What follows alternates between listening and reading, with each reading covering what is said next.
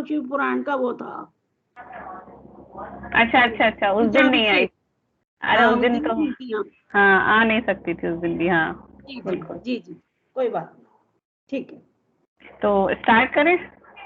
जी कम लोग दिख रहे हैं आज तो।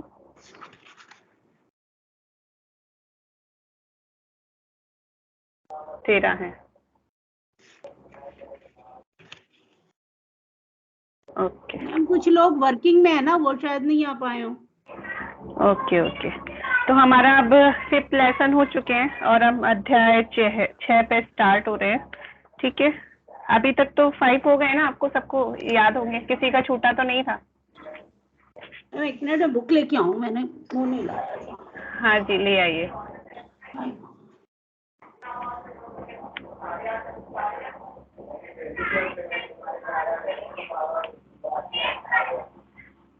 और सब कैसे हैं? बढ़िया मैम, आप कैसी हैं? बढ़िया बढ़िया बढ़िया। पिछली बार क्लास मैंने नहीं ली थी, किस किस लोगों ने मुझे मिस किया ये तो बता दो, ये खुश हुए नहीं आए तो। नहीं मैम, आपको बहुत मिस किया। मुझे लगा खुश हो रहे होगे, जैसे बचपन में होते थे, छुट्टी हो गई आज की तो। मैम आप अच्छा पढ़ाती हो इसलिए मिस किया। अच्छा चलो ठीक है, कोशिश कर रही हूँ अच्छा पढ़ाने की।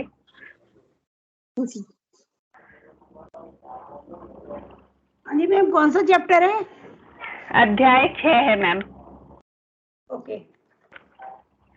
तो हमारा अध्याय 6 स्टार्ट करते हैं। इसमें एक श्लोक दिया हुआ है।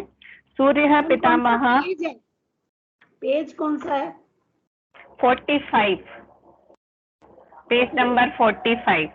ठीक है ठीक है मैम जी। सूर्य पितामहो व्यासो वशिष्ठ अत्रि पारशरः कश्यप्यो नारदो गर्गो मारीचि अनुरिलिंगा लोमश पौलिश चैव व्यचनो यवनो भृंगु शौनको अष्टादशाश्चते ज्योतिषः शास्त्र प्रवर्तिका। ये 18 हमारे ज्योतिष शास्त्र के प्रवर्तक हैं जिनके नाम दिए गए हैं, जिसमें है सूर्य पितामह व्यास और वशिष्ठ, आत्रि, पारशर, कश्यपो, नारद, कश्यप ऋषि और नारद जी, गर्ग ऋषि, मारीचि और शायद क्या नाम था? अंगीरा। हाँ अंगीरा, सॉरी। हाँ हाँ जी, अंगीरा और लोमश पॉलिश व्यचनो यवनो भृंगु शौनक जी। हाँ तो ये हमारे 18 प्रवर्तक थे शास्त्र के। ठीक है, तो इनका एक श्लोक दिया है, क्योंकि इतिहास की जब बात आती है, ये है ज्योतिष का इतिहास। जब इतिहास की बात आती है तो इतिहास में हम एक तरह से डेफिनेशन अगर कभी किसी को बोलेंगे इतिहास क्या है, तो पुरानी घटनाएं, पुराने जो हमारे सभ्यताओं की चीजें हैं, इनको गहराइयों से निकाल के सामने प्रकट करना ही हमारा इतिहास था। हम इतिहास में ऐसे थे, ये सब चीजें, घटनाएं, समाज की पूर्वजों की संपत्ति, पूर्वजों का ब्यौरा कि भाई वो कैसे थे, कहाँ से निकले थे, कब थे। अब बात आती है यहाँ पे ज्योतिष की।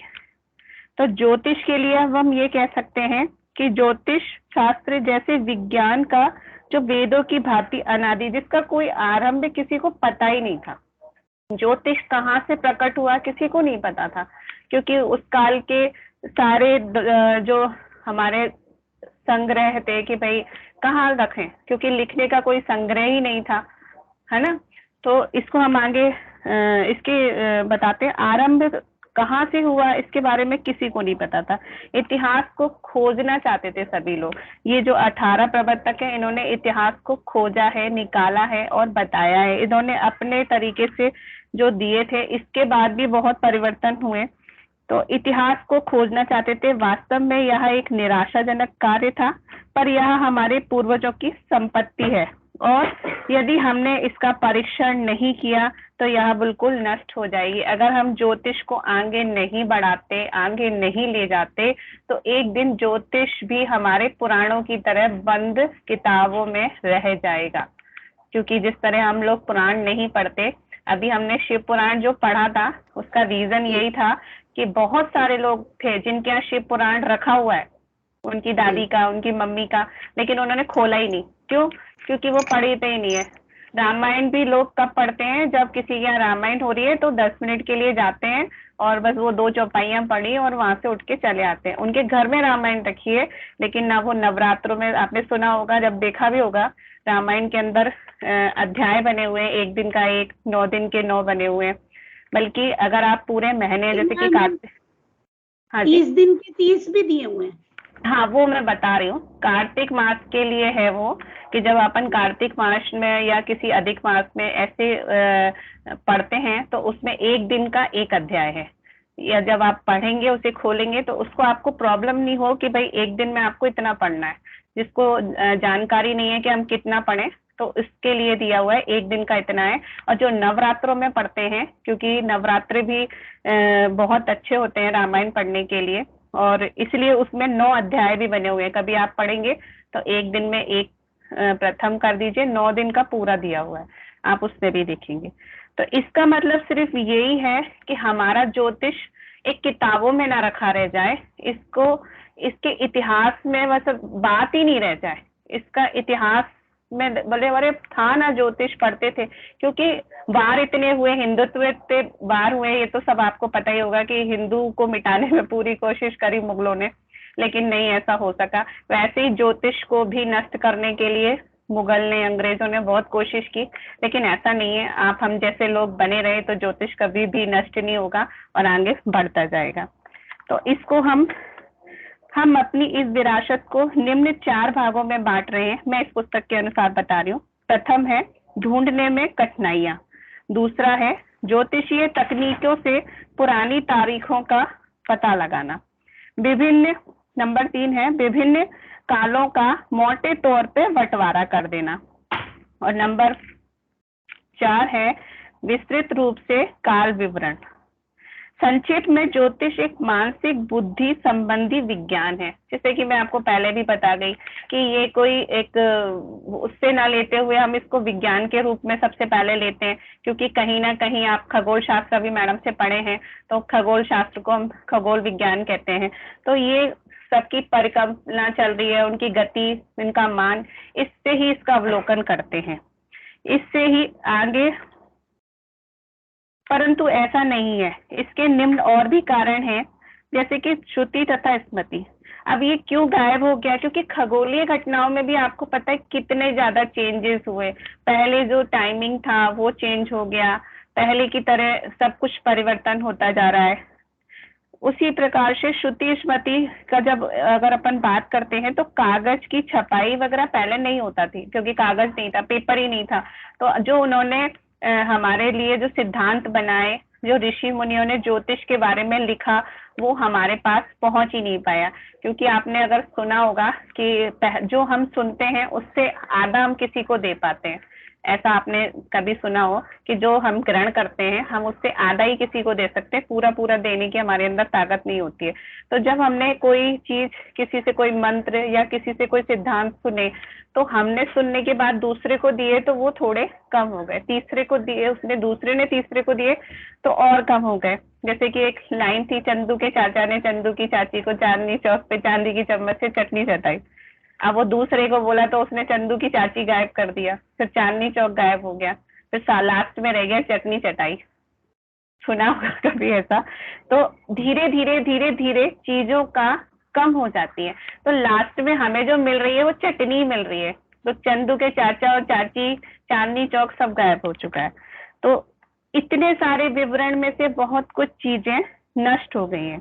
इसीलिए हमें अब इसके लिए क्या, अभी हाल ही में आविष्कार किया है, क्योंकि पेपर तो अब बना है, अब उस पर जितना ब्यौरा लोगों को याद था वो लिखा हुआ। सारा ज्ञान स्मरण शक्ति पर आधारित रहता है, इसे स्मृति कहते हैं। जिन व्यक्तियों को ज्ञान प्राप्त था वे किसी घटना को देखकर उसे विस्तृत रूप से याद कर लेते थे कि इस दिन चंद्रमा इस गति से था, इस दिन नक्षत्र में ये चेंज हुआ, तब ऐसा हुआ।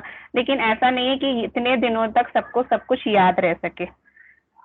लिखना ज्यादा अच्छा रहता था, लेकिन उस समय पेपरों का हमारे पास अभाव था, हम लिख नहीं सकते थे। बाद में इस ज्ञान को बोलकर दूसरे व्यक्तियों तक पहुंचाया, इसे श्रुति कहते हैं। इस पर आपके क्वेश्चन जरूर आएंगे। श्रुति स्मृति को आप याद कर लीजिएगा। अर्थात उन्होंने यह ज्ञान किसी अन्य व्यक्ति से सुनकर प्राप्त किया। इस प्रकार बोलने और सुनने से इस ज्ञान के विवरण में बहुत सी त्रुटियां रह गई अथवा भ्रांतियां हो गई। जैसा कि मैंने आपको बताया था, नहीं 4 स्टूडेंट थे, चारों ने सुना, आपने सुना, मैं एक ही बार कोई मंत्र बोल रही हूँ, आपने सुना, आपने कुछ छोड़ दिया, किसी ने कुछ छोड़ दिया, और वो जिस तरह से उसका रूप था, मौलिक रूप था, वो नष्ट हो गया, मौलिक रूप वहां से चला गया। तो हमारे जो इतिहास में सबसे बड़ी चीज की कमी थी, जो हम अपने ज्योतिष को यहाँ तक नहीं ला पा रहे पूरी तरह से, उसका एक कारण था कि पहले श्रुति स्मृति होती थी, पेपर कागज पुराणों में लिखा हुआ हमारे पास नहीं था। ठीक है। उसके बाद सभ्यता पर आक्रमण हुआ। लगभग 5 शताब्दी तक हमारी विरासत एवं सभ्यता पर असभ्य एवं अशिक्षित व्यक्तियों ने आक्रमण जारी रखा। पहले के जो थे मुगल शासन बहुत था, आपने बीच में सुना होगा, मुगल शासक आ गए थे जो हमारे मंदिरों को नष्ट कर दिया था, हमारे जो पुस्तकें पूर्वजों के जो हमारी धरोहर थी उनको नष्ट कर दिया था। क्योंकि पहले लोग कागज पेपर नहीं था, तो आपने कभी सुना होगा कि दीवालों पे लिपि मिलती थी, पुराने लोगों के कभी लेख कहीं मिलते थे, तो पत्थरों पे लिखे हुए मिलते थे, वो भी उन लोगों ने नष्ट कर दिए कि कहीं से भी किसी चीज का, हिंदुत्व का या ज्योतिष का या वेदों का कुछ निशान ना रह जाए। इन्होंने अपनी पूरी ताकत लगाई, किसने? मुगल शासक ने। इसमें मुगल शासक ने अपनी, यह अपन आक्रमणकारी कह सकते हैं या दूसरी सभ्यता के लोग कह सकते हैं इनको, इन्होंने किसी बात की परवाह न करते हुए हमारी सभ्यता एवं पैतृक संपत्ति को जलाया, लूटा, छीना और चुराया। इस पर भी उन्हें तसल्ली नहीं हुई और उन्होंने हमारे इतिहास की घटनाओं को अपनी इच्छा अनुसार लिख मारा।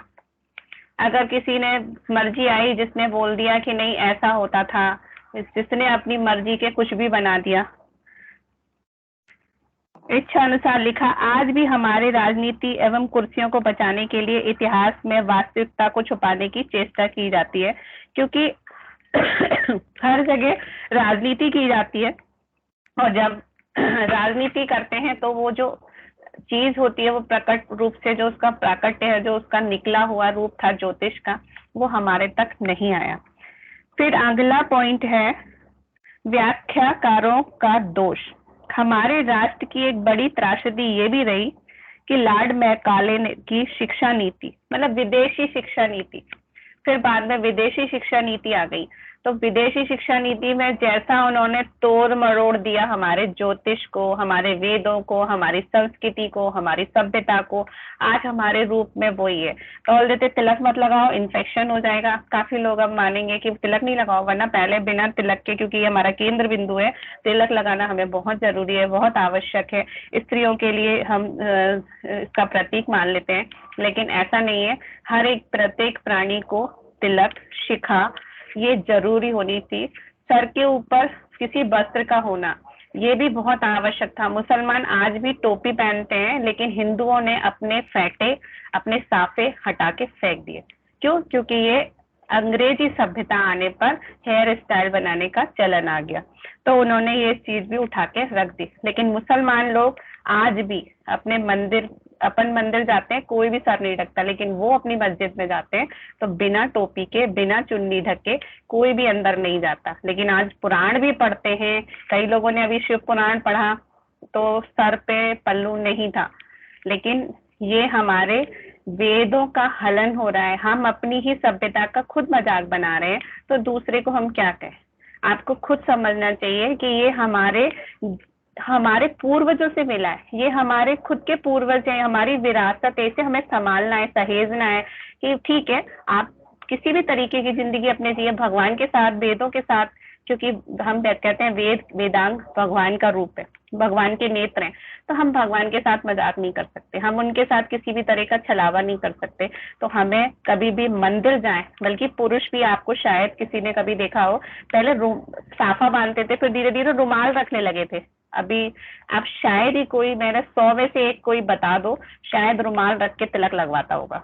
कोई है आपकी नजर में? तो पता नहीं, मेरी नजर में तो कोई नहीं है, क्योंकि मैं देखती हूँ कोई नहीं रखवाता। सबको बोलता है नहीं नहीं फोटो अच्छे नहीं आएंगे, रुमाल हटा दो। फोटो की वजह से मैम, फोटो हैं? की वजह से लोग नहीं डालते जी, हैं। लेकिन आप सभ्यता को भी तो हटा रहे हैं ना। मुसलमान लोग क्यों लगा लेते हैं, वो भी तो टोपी लगाते हैं वो, और उस दिन कड़ी वड़ी लगा लेते हैं। वो तो आप भी कड़ा हुआ साफा बांधो, राजस्थान में तो साफा बांधते हैं ना, महाराष्ट्रियों में भी देखो आप, वो भी बांधते हैं। लेकिन कब बांधते हैं, वो जब अपने उनके कोई कार्य होता है। तो आप भी हर हिंदू के लिए, मैं तो हर हिंदू के लिए ये बोलती हूँ कि सर के ऊपर, चाहे वो पुरुष हो या स्त्री हो, सर के ऊपर भगवान के मंदिर में, क्योंकि हम इनसे खिलवाड़ नहीं कर सकते। ये विधि विधाता है, हमें दे रहे हैं, हमारी बुद्धि भ्रष्ट होगी तो हम क्या भगवान को मानेंगे।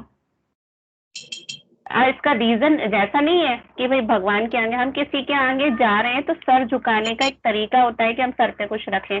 ये भी एक तरीका है, सभ्यता से संबंधित बात है ये। बाकी आपको मानना, किसी को मानना है तो माने, नहीं माने तो ना माने। क्योंकि हमारे, हाँ जी, हमारे जो बाल होते हैं सबसे जल्दी कीटाणु इन पर आते हैं। क्योंकि जितने भी जो उड़ने वाले अपन उनको बोलते हैं कुछ बारीक से कीट, बारीक वाले, वो हमें दिखते नहीं है, लेकिन वो हमारे बालों में आ जाते हैं। कभी आपने देखा होगा कैंसर का ट्रीटमेंट जब चलता है तो सबसे पहले बाल हटा दिए जाते हैं। क्यों? क्योंकि जो उस सारा इन्फेक्शन जो है बालों से दूसरे पे ना पहुंच जाए। क्योंकि बॉडी तो रोज क्लीन होती है, बाल रोज नहीं धुलते, किसी के भी बाल रोज नहीं धुले जाते हैं। तो इसलिए विशेषकर हम जब मंदिर जाते हैं, हम किसी देव स्थान पे जाते हैं, बल्कि हम तो कहते हैं किसी संत के सामने भी जाते हैं, क्योंकि हमारे पास आज ऐसा कलयुग आ चुका है, भगवान प्रकट होंगे नहीं, अभी तो हमारे सामने जो एक भगवान के दूत, यानी कि कोई साधु संत, कोई मंदिर का रक्षक, प्रतिनिधि, रक्षक बैठा हुआ है, हमें उसी को साक्षात ब्रह्मा का स्वरूप समझना चाहिए, हमें साक्षात उसी को भगवान समझना चाहिए। जैसे कि ब्राह्मण को हम कभी भी यही सोचें कि ये ब्राह्मण नहीं है, ये सच में भगवान का दूत है, जो भगवान नहीं आ सके इसलिए इनको भेज दिया। तो इन सभ्यताओं को बनाने की जिम्मेदारी किसकी है? हमारी और आप लोगों की। लेकिन सबसे पहले हम ही तोड़ते हैं, हम फिर बगल में बोल देते हैं मुगल ने कर दिया, अंग्रेजों ने कर दिया। ठीक है, आपका खुद का जो दिखावा है, सोसाइटी है, वो आपकी उतनी ही सीमित है। आप स्टेज पे फोटो खिंचवाते हो, कोई बात नहीं, लेकिन अब इसकी वजह से आप फेरों का टाइम ही चेंज कर देते हो, सारा फेरों का समय निकल जाता है, वो फोटो सेशन में ही चले जाते हैं इतना।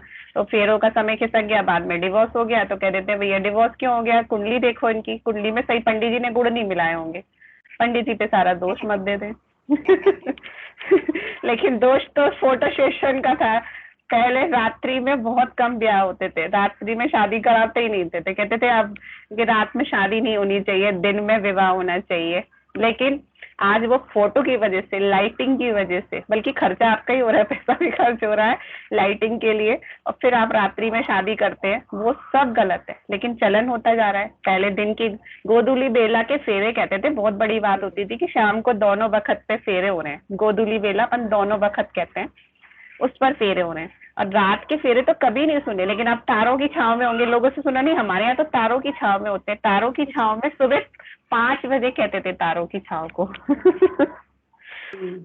लेकिन चलन बना दिया आपने, अपने हिसाब से तोड़ मरोड़ के उसको बना दिया।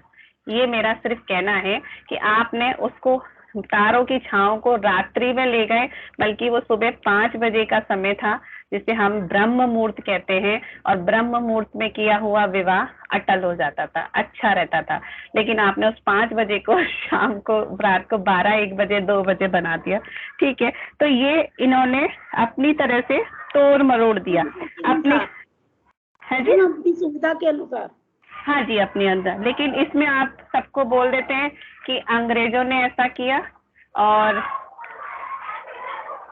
एक्चुअली में बाहर से कहीं से आवाज आ रही है, ठीक है, और उन्होंने अपने अनुसार तोड़ दिया। और इन्होंने एक चीज और है उसमें, हमारी सभ्यता को तो अपमानित कर ही दिया, उसको विध्वंस कर दिया, उसको तोड़ मरोड़ के उसका नष्ट करना तो निश्चित किया ही।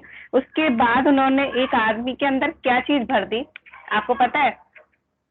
अपना खुद का, स्वयं का सुख।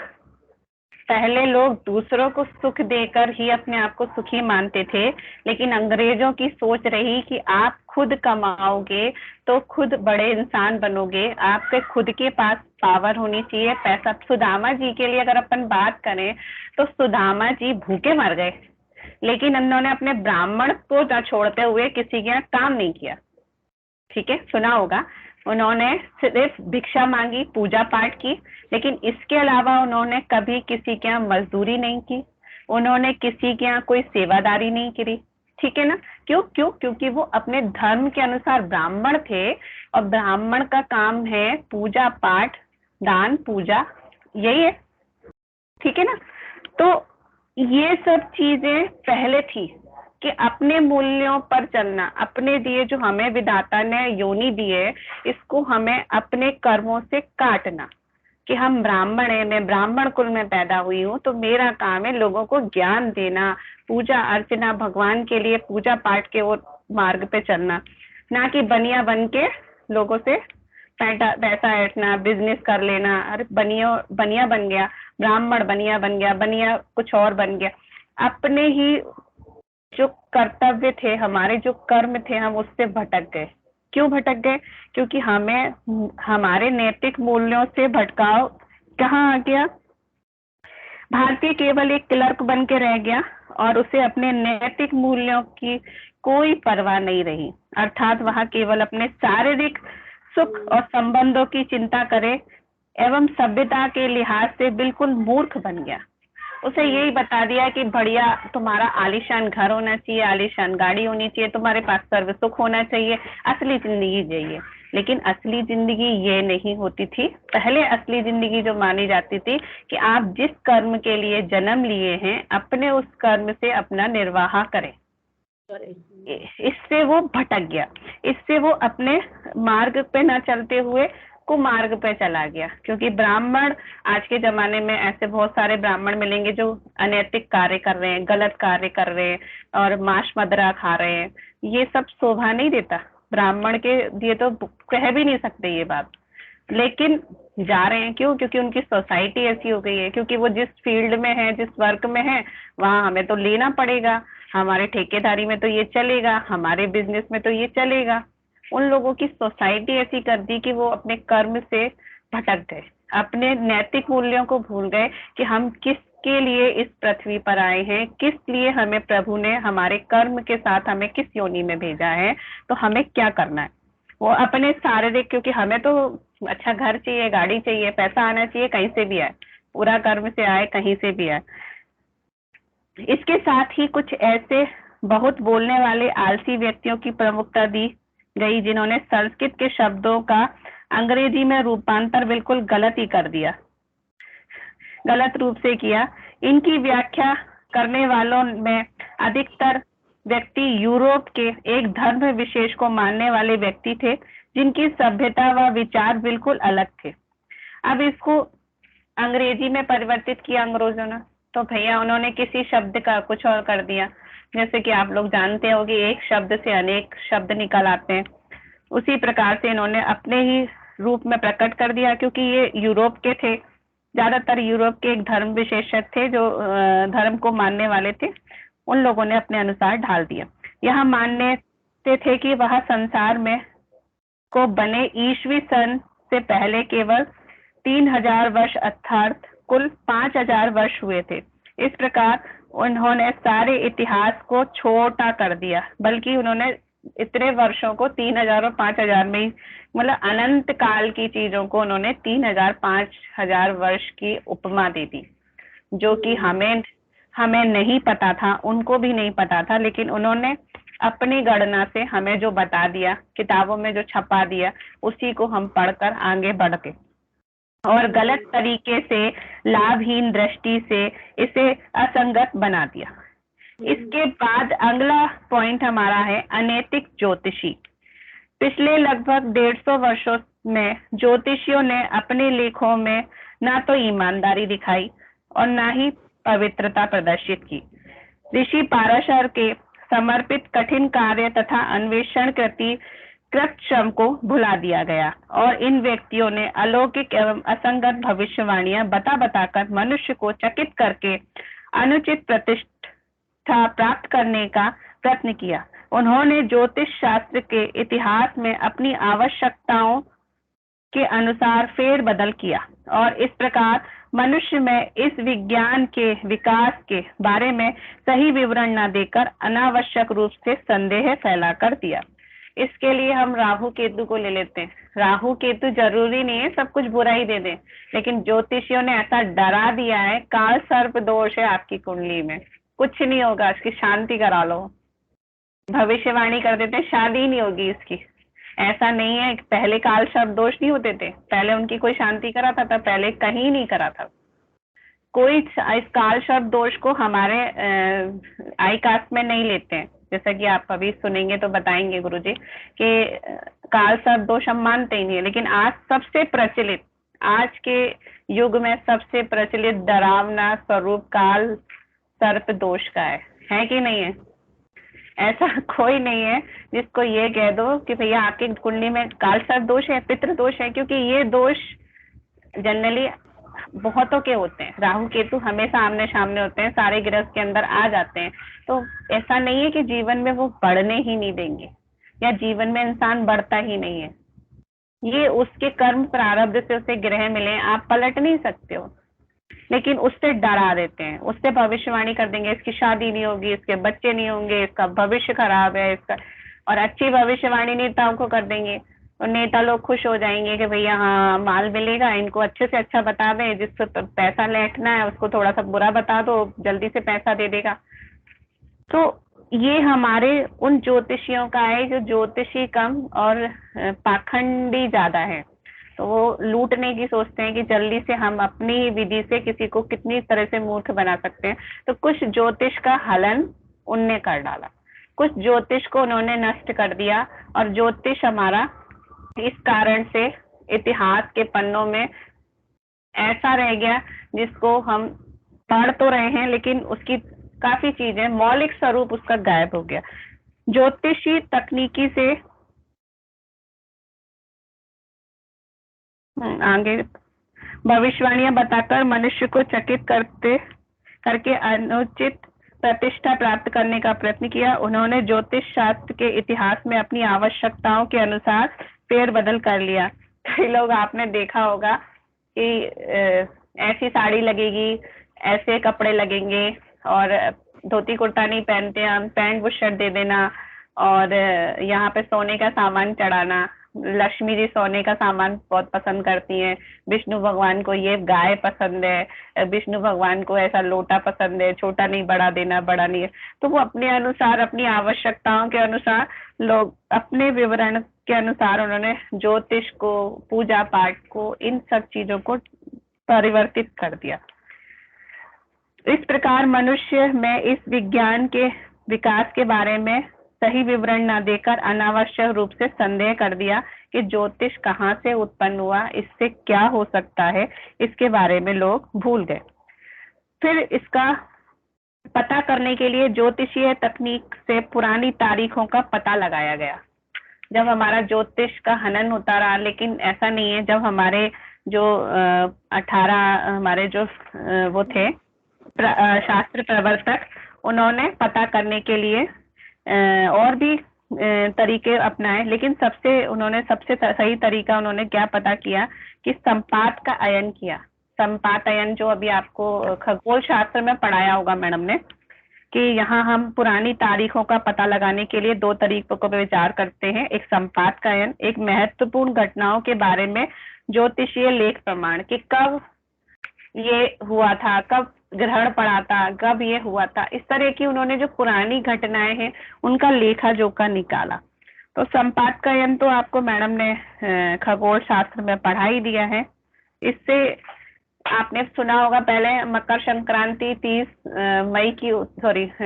जनवरी की होती थी, जो खिसक कर अब हमारे 14, 15, 16 कभी भी 14, 15 22 दिसंबर की होती थी। आप 30 जनवरी बोल रहे हैं? हाँ 22 दिसंबर, सॉरी 30 नहीं 22, हाँ। तो वो सरक गई। उससे पहले क्या, बहुत पहले का 30 भी है, मैंने कहीं पढ़ा है, इसमें नहीं है।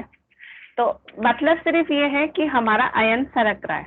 तो वो मैडम ने आपको पढ़ाया होगा, इसका पूरा चैप्टर है, इसमें बहुत कम है। और पढ़ा है कि नहीं आपने पढ़ा है? मैंने मैडम से बात हुई थी, उन्होंने बोला था मैंने पढ़ा है। बताइए। पढ़ा दिया। ओके, तो अब इसके आगे हमारा है समय का रेखा चित्र।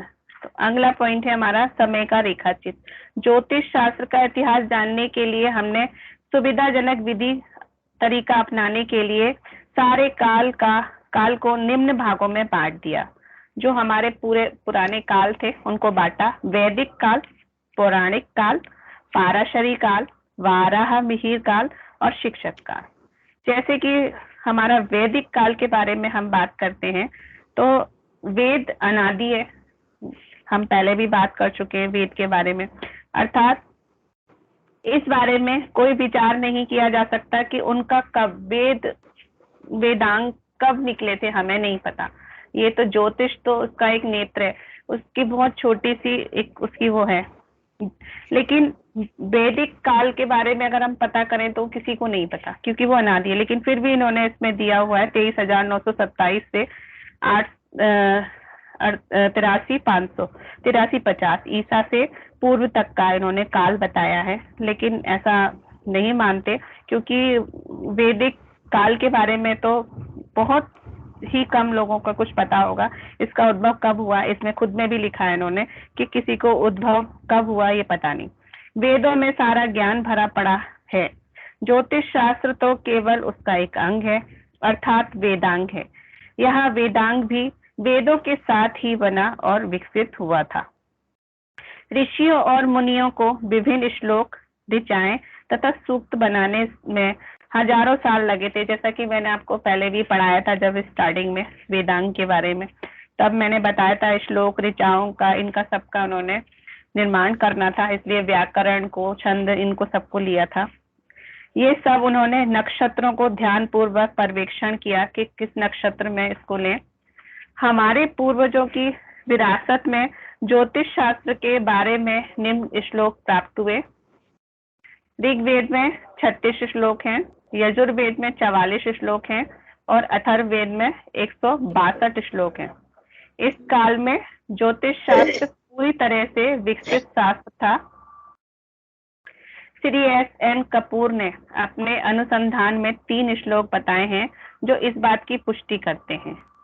एक दिवा अधिपति पर इन्होंने श्लोक दिया है, आदित्य सोमो भौमश्य तथा बुध बृहस्पति भार्गवः शनिश्चर व एते सप्रतीना धीपता।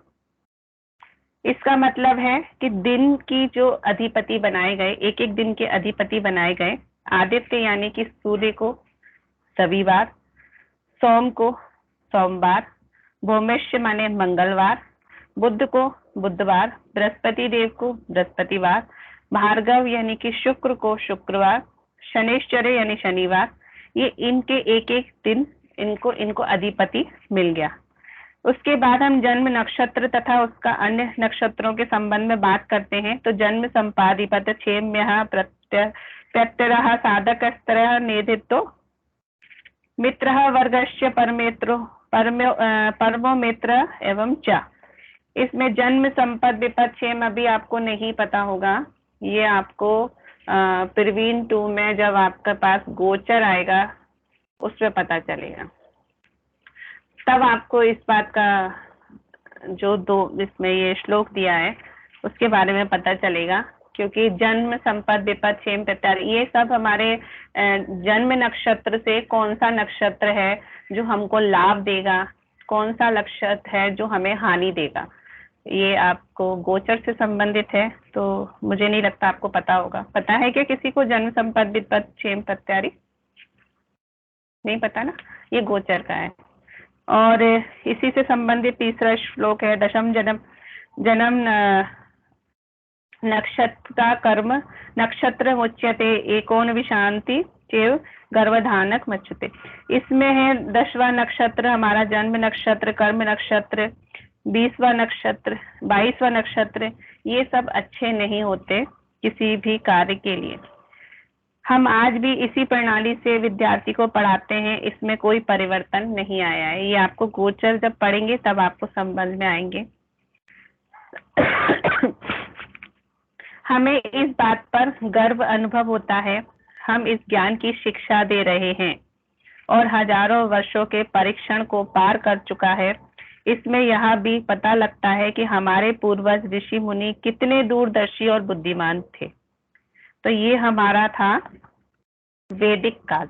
अब हमारा आता है पौराणिक काल। पौराणिक काल में हम इस काल में 18 प्रवर्तकों ने अर्थात ऋषि मुनियों ने इस क्षेत्र में और उन्नति की और दूर दूर के क्षेत्रों में इस शास्त्र को फैलाया है। उनका योगदान चारों ओर फैला। उन्होंने सिद्धांत, जैसे कि मैं आपको पहले बता चुकी थी, नक्षत्र विज्ञान एवं गणित, ज्योतिष शास्त्र को लिया, होरा, जातक एवं जन्म कुंडली, जैसे कि हम लग्न कुंडली और जन्म कुंडली से देखते हैं होरा शास्त्र को, और संहिता, मुंडेन यानी कि ऋतु ज्योतिष, अंतरिक्ष की विद्या जो हम भविष्यवाणी करने के लिए लेते हैं, इसका प्रतिपादन किया। ये प्रवर्तक हैं सूर्य, पितामह, वशिष्ठ, आत्रि, पाराशर, कश्यप, नारद, गर्ग, मारीच, मनु, अंगिरा, लोमश, पौलिश, च्यवन, व्यास, यावन, भृंगु, शौनक।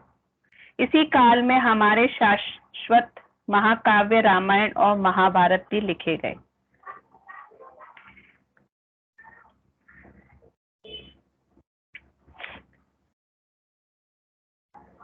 डॉक्टर वर्टक ने श्री राम का जन्म समय ईसा से, ये तो आपको नहीं होना चाहिए क्योंकि कुंडली के बारे में विवरण है।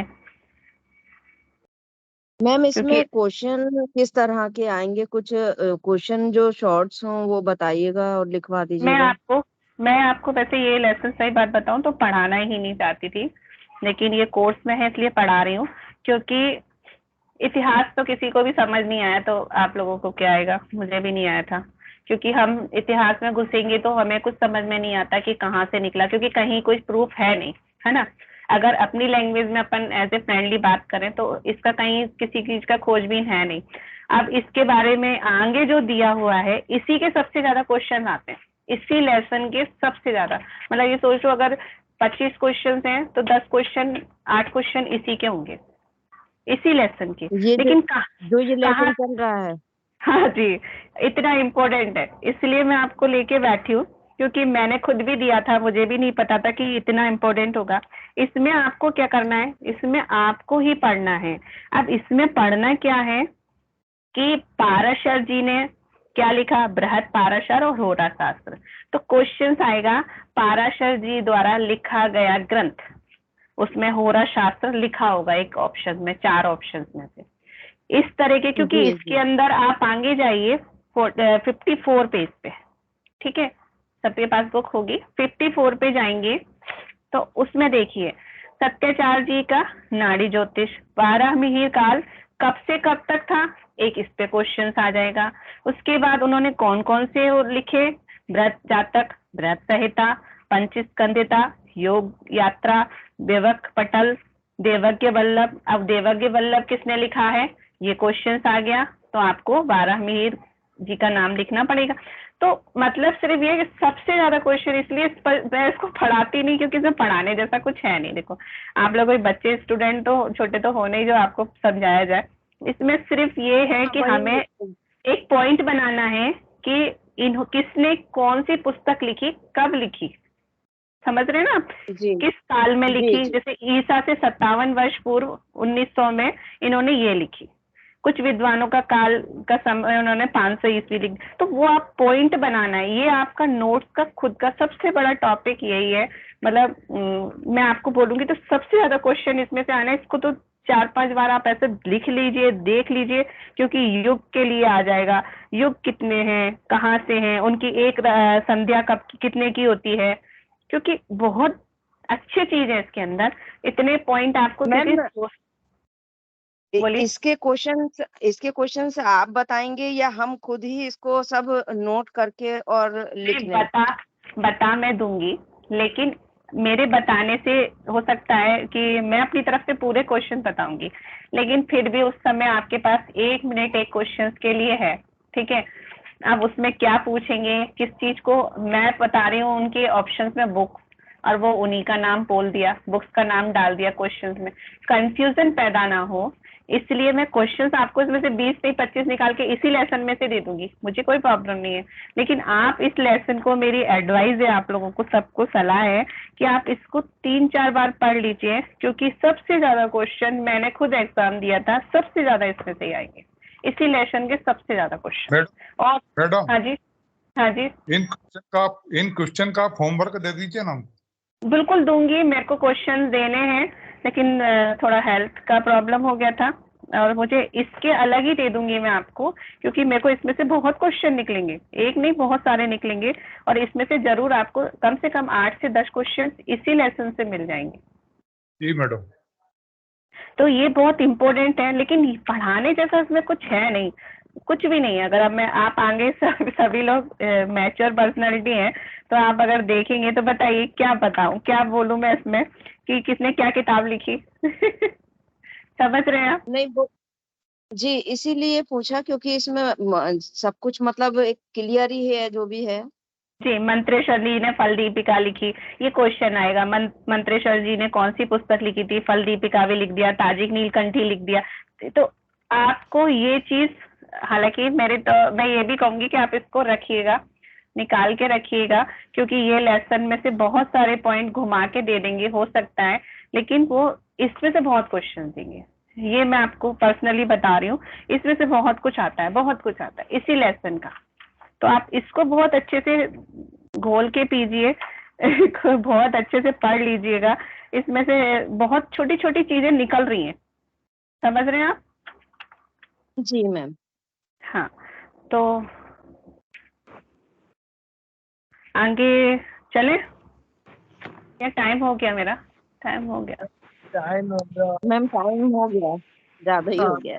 अच्छा हाँ, ये जो काल वगैरह है, काल है है जी। ना, ये जो काल है, राहु काल मंगलवार का कितना है, बुधवार का कितना है, और ये यमगंड काल, ये सब भी ये याद करने होंगे। देखो नहीं, इस पे आपको नहीं आएगा, ये आपको प्रवीण 2 में कई चीज क्या है, प्रवीण 2 के भी इसमें डाल दिए हैं। जैसे मैं अभी आपको पहले भी बोल रही थी, गोचर आपको अभी पता नहीं है, अभी आपको राहु काल, ये सब चीजें कैलकुलेशन से निकलती है। ये तो एक सारणी दे दी है आपको, ऐसा नहीं है कि आप इस सारणी से याद करेंगे तो ये आएगा, नहीं, इसमें सिर्फ शायद ही आए राहु काल ये वाले, लेकिन अच्छा, पढ़ लेना, वैसे नहीं आएंगे, क्योंकि ऑनलाइन में कुछ भी दे देते हैं। उनके देवता, नक्षत्र और उनके देवता, ये आए बिल्कुल आएंगे, ये आएंगे, ये आपके कोर्स में फलित में भी हैं, फलित में भी हैं, ये जरूर आ सकते हैं। लेकिन ये राहु काल और गोलिक काल, क्योंकि इनको कैलकुलेशन करते हैं, बिना कैलकुलेशन के आपको समझ नहीं आएंगे कि राहु काल का कैलकुलेशन करना होगा, दिन का मान में से वो करना पड़ेगा, तो वो सब आपको कैलकुलेशन सर सिखाएंगे, और वो शायद प्रवीण 2 में है, आपको अभी कैलकुलेशन इसका नहीं है। ओके, आपको वो आएगा, मूर्त शास्त्र आएगा, उसमें आएगा ये। जब आप मूर्त शास्त्र में मूर्त ज्ञात करेंगे ना, किसी समय का निकालना है मूर्त, उसमें आएगा आपको, तब आपको ये कैलकुलेशन सिखाएंगे, और फिर आपको ऐसे देखना नहीं पड़ेगा कि रविवार को कब पड़ेगा, सोमवार को कब पड़ेगा, आप कैलकुलेशन करके बता देंगे कि कितने बजे पड़ेगा उस दिन का सूर्य से, ठीक है?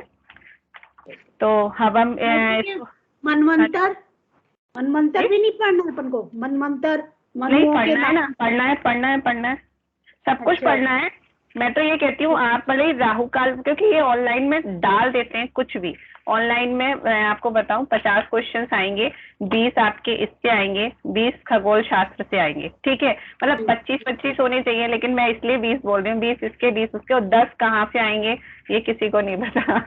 क्योंकि कुछ ना कुछ वो मोड़ देते हैं, टेढ़े मेढ़े कर देते हैं, हो सकता है वो इसके हों, लेकिन ऐसे अब अपन बता रहे हैं कि भाई राहु काल आपको कैसे आ सकता है, जब आपको मूर्त शास्त्र का ज्ञान नहीं है, तो आप राहु काल कैसे निकालेंगे? लेकिन अगर मेरी, हाँ जी, ये युग प्रमाण ये पढ़ना, ये तो हाँ, ये तो आएगा ही आएगा। अभी मैंने बोला था ना कि कितने युग की संध्या है, कितने युग का, वो आपको इस तरह के छोटे में क्वेश्चंस भी बना के दे दूंगी, आपको इतना मत टेंशन लो।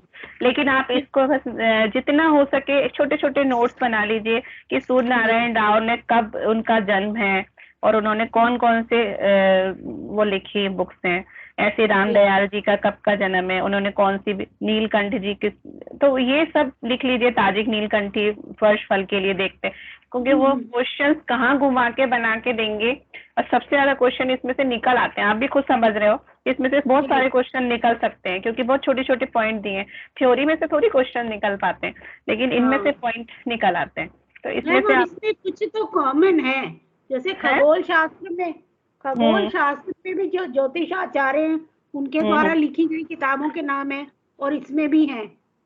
देखिए मैं बताऊं इनमें अंतर क्या है, अगर आप अंतर मानना चाहें तो खगोल शास्त्र को आप एक मेथड पढ़ रहे हैं कि हमें ज्योतिष में क्या मेथड से हमें पता चला कि ज्योतिष है, और इसमें हमें ये पता है कि हम किन कर्मों के कारण क्या भोगते हैं।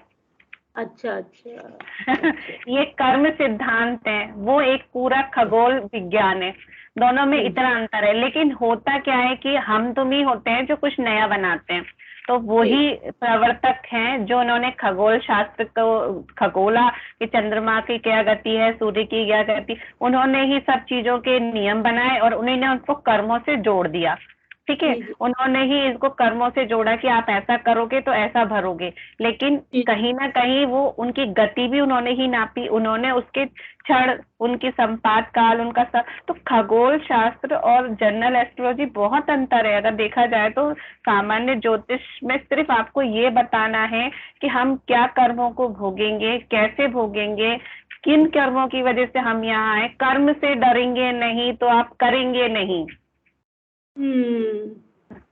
तो पहले कर्मों का डर होना चाहिए। भले ही आप जानते हैं कि भगवान हमारा साथ देंगे, लेकिन यमराज से सबको डर लगेगा जी, है ना। तो बस वो यही है कि कर्म सिद्धांत के लिए हम इसको खगोल शास्त्र को लेते हैं, और अगर हमें किसी ग्रहों के बारे में जानना है तो खगोल शास्त्र को लेते हैं। फलित जब हम पढ़ रहे हैं, फलित के लिए हम इन दोनों को मिला देते हैं, कर्म और खगोल शास्त्र को। मतलब हमने ग्रह लिए और कर्म लिए, इनको जोड़ा, तब हमें फलित में कुंडली से उनका अवलोकन किया। अब कुंडली बनाना हमें किससे सीखी? ज्योतिष गणित से, है ना। तो ये चारों का संबंध आपको समझ में आया। अगर हमने पहले खगोल शास्त्र नहीं पढ़ा तो हमें पता ही नहीं चलेगा चांद सूरज की गति कहाँ से क्या चल रही है, क्या नहीं चल रही। मैथ्स ही नहीं कर पाएंगे जब तक हम। अब मैथ्स करके आप कुंडली बना लेंगे, लेकिन आप कर्मों से नहीं डरेंगे, तो आप उसके बारे में कैसे फलित करेंगे? आपको कैसे पता चलेगा कि भाई चंद्रमा खराब है तो इसकी माँ पीड़ित हो रही है ना। तो इसके लिए आपको पहले पता चलना चाहिए कि हमें कर्मों से डरने के लिए किससे रिलेटेड करना है। फलित में हम इन सबको, फलित इसलिए इम्पोर्टेंट है कि इसमें सब कुछ मिल जाएगा। कुंडली भी मिल जाएगी क्योंकि गणित से बनेगी, कर्म के सिद्धांत भी मिल जाएंगे क्योंकि वो हमें